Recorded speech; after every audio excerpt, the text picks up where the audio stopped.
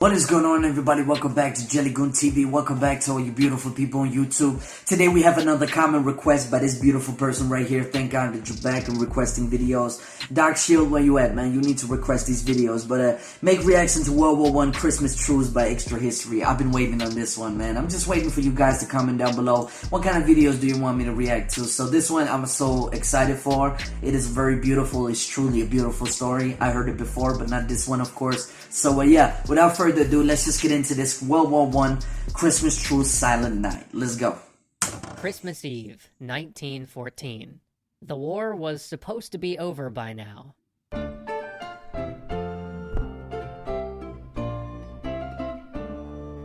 This little holiday special is brought to you by World of Tanks. Use the invite code ARMISTICE if you're a new player who wants to check out the game. The Christmas Truce is one of the most poignant events of the First World War, a time when men rose up above the madness of the conflict and, for just a moment, saw each other as fellow humans. Yeah, true. This is an event that definitely did happen. Thousands of men laid down arms in the truce, but a century of retellings has also kind of sanded down its rough edges and oversimplified its messy reality. Indeed, this event wasn't just the result of pure human spirit and holiday cheer. It was a host of unique factors that drove these enemies to spontaneously declare peace in no man's land. And really, it may not have been all that spontaneous. Small armistices were happening every day. As frontline troops became accustomed to the rhythms of trench warfare, they learned that looking the other way now and then could bring a shred of safety and calm to their lives. The armies ate meals at the same time, which became a daily ceasefire. Patrols frequently ignored each other, adopting a live and let live attitude. Troops often shouted to each other across the lines. After all, the autumn battles had passed, and both sides were waiting out the winter. Let me just pause here, man. You know, when you have those trench wars, there's something that the human body really needs, and you need contact with other human beings, and you are constantly under stress of fire. So it really doesn't surprise me that people, they act like this or yell at each other or do something like that. Like, there's a lot of things that happen, I think, that comes up to this Christmas truce because people, they have an easy way just to telling it like it is. And it's actually okay. It's nice. It brings a good message that no matter how much you hate each other, you can't really hate each other because you was just soldiers fighting for the same thing that the other person is fighting for. But I just want to say, I think there's also a lot of things that brought up to it, like he said, like, yeah. So, yeah. But let's get into it. The weather was the primary enemy for both sides. The high water table at Flanders meant that the trenches were always filling with water, sometimes collapsing and burying men inside. Soldiers leaned against the walls to sleep, trying to keep themselves out of the wet. Food supplies had to be hung up on dugout ceilings. And that winter had been particularly miserable. Weeks of rain flooded the dugouts. The mud pulled men down like quicksand. Now, British Field Marshal Sir John French had noticed the hands-off attitude his men were developing towards the enemy, and so he ordered attacks in late December to boost morale, and this resulted in heavy British losses. Concerned about possible fraternization over the holiday, he issued orders that no unofficial armistice would be tolerated. Morale was much better over in the German trenches. After all, they were winning, but many men were also experiencing their first holiday away from home. Knowing that this would be difficult, commanders brought Christmas to the trenches, shipping thousands of presents to the field. Each man received a gift from the Kaiser: cigar boxes for NCOs, a pipe with the Crown Prince on it for the ranks. The British, for their part, received a brass box from Princess Mary filled with cigarettes, tobacco, a Christmas card, and sweets. Nice. And then there were personal packages. Enterprises sprang up on the home front, offering family members a chance to send gift boxes to the troops. British soldiers received plum puddings and 1,000-count boxes of cigarettes. Yeah, of course, cigarettes. German and Austrian troops were bombarded with chocolate and salami and cognac. Both sides received winter clothing. In truth, though, the gifts were kind of a nuisance. I mean, there was nowhere to put it all. Soldiers didn't have a place to store 1,000 extra cigarettes. But that Christmas Eve delivered a true gift. The rain stopped, and the trenches drained. Dry cold froze the mud into a hard surface, almost like a floor. Snow dusted the countryside. That afternoon, the gunfire dwindled, and in some sectors it stopped entirely. The weather just seemed too nice for it. Yeah. The Germans, stuffed with Christmas chocolate and cheered by the weather, started putting lit Tannenbaum up on their trench parapets. And then the German line started singing. Over on the British parapets, watchmen of the Scots Guard saw lines of lights along the enemy trench. At first, they suspected an attack, but then they heard an ethereal sound drifting across no man's land. Stille Nacht, Heilige Nacht, the original Austrian version of Silent Night. Sensing a challenge, Guards Officer Lieutenant Sir Edward Hulse decided that they should drown this out with their own carol. Let me just pause here, man. You see? This is what we can have a war in. We can have a war in singing, but you know that he actually got jealous that they had a good time. They wanted to, get a piece of their country and their history back to them. And it's just beautiful to see. It really is, man. It really, writes what we are as human, that we still have, feelings inside. So, yeah. But let's get into it. Went back and forth, but soon the competition merged into a harmony of Good King Wenceslas and Auld Lang Syne. The men began shouting Christmas greetings across the line, jokingly at first. A few even stepped out to talk.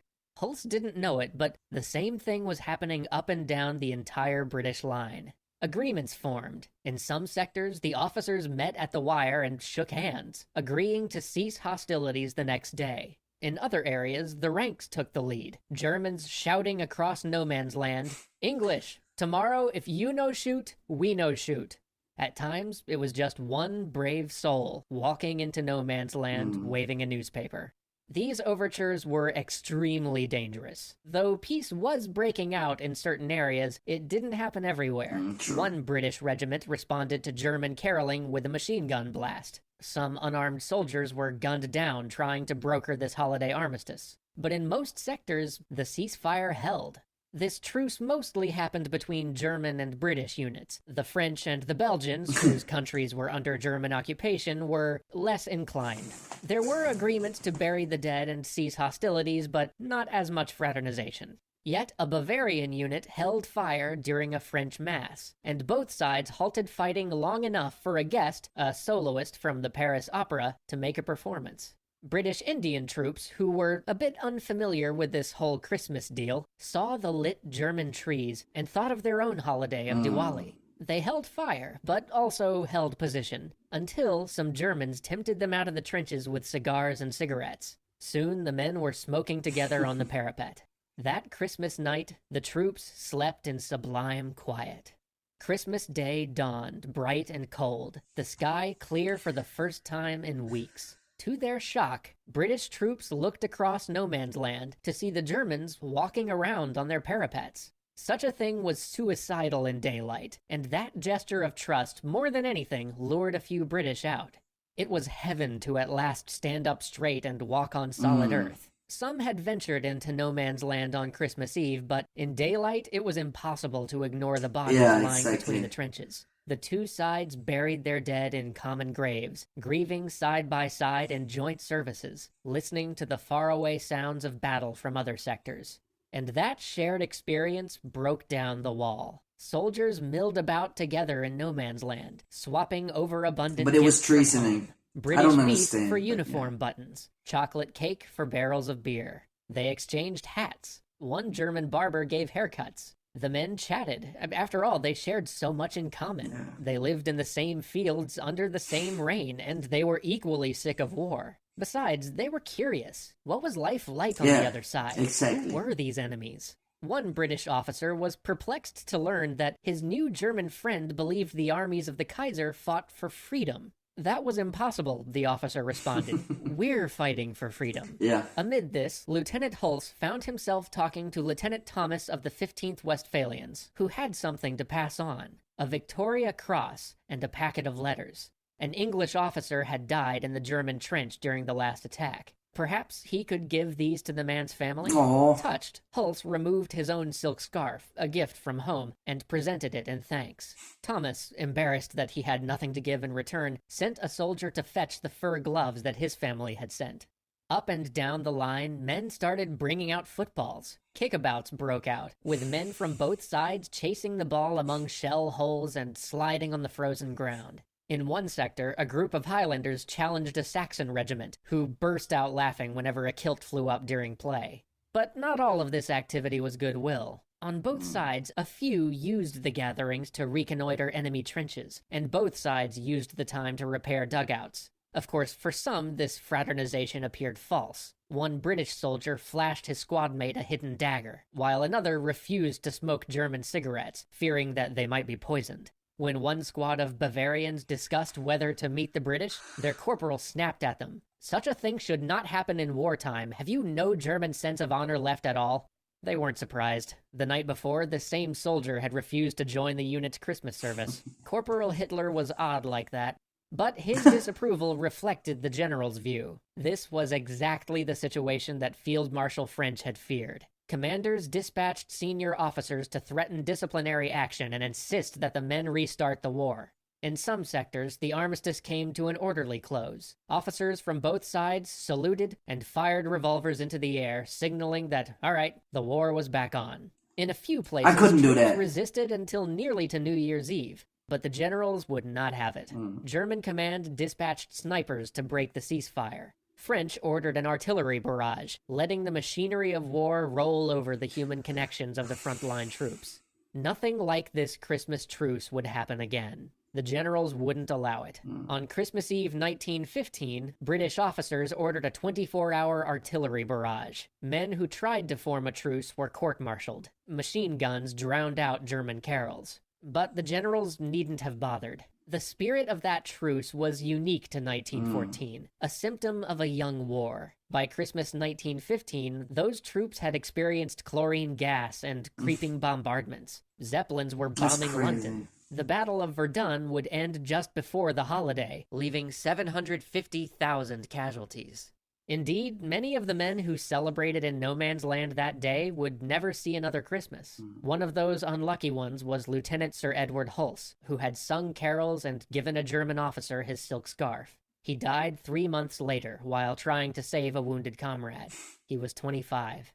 Wow. And yet, Hulse is not remembered today for his military achievements, or even the book of letters that his friends published after his death. He and so many others are remembered for a victory entirely their own, when a group of brave men ventured into the line of fire, trusting their enemies not to shoot, and believing that humanity was better than the bonfire it had built for itself. Hell yeah. Happy holidays, everybody. Wow, that brings tears to my eyes. Let's pause here.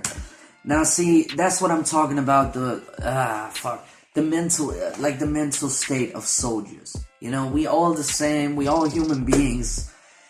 That's why I became a Buddhist, because we have the connection in the same. No matter what world you're from, no matter what religion you're from, we still have the same connection. That means that we all feel pain, we all feel fear, we all cry, we all smile, we all be happy, we all feel love, we love somebody, we have kids, we love our kids, we give gifts. We have all this in common no matter what race you are, no matter what religion you are. We have some of the same things spread over all religions. And I think that's the human connection, meaning that we are not far from each other. Like, just because we have an ideology of what the next human next to us is, and he's wrong for thinking what he's thinking, I still believe that there's decency in humans. You know what I see? Like, human people. Like, I really do believe in that. And I believe it's important to love each other as much as you can. Of course, there's some people who's not gonna like you. Not everybody's gonna like you, but just stay away from them. Stay away from the negative energy and just focus on the positive energy. That's what I do.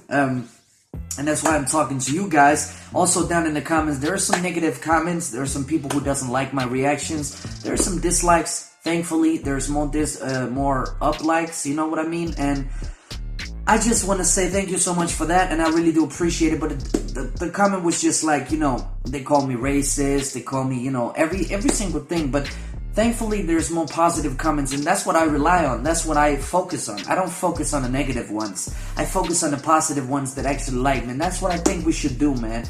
I know it's not Christmas, and I reacted to this long before Christmas, long after Christmas, and I'm sorry about that, but, you know, it's a beautiful story. It's a really beautiful story. It's something you could come to again and again, and you know, the men weren't honored, and they were course-martialed, or they were a traitor for the country, which I don't understand that, but yeah, war is war, and war will always be depressing. So yeah, but without further ado, if you like this video, please hit the like button down below, and if you really want to support the channel, please hit the subscribe down below.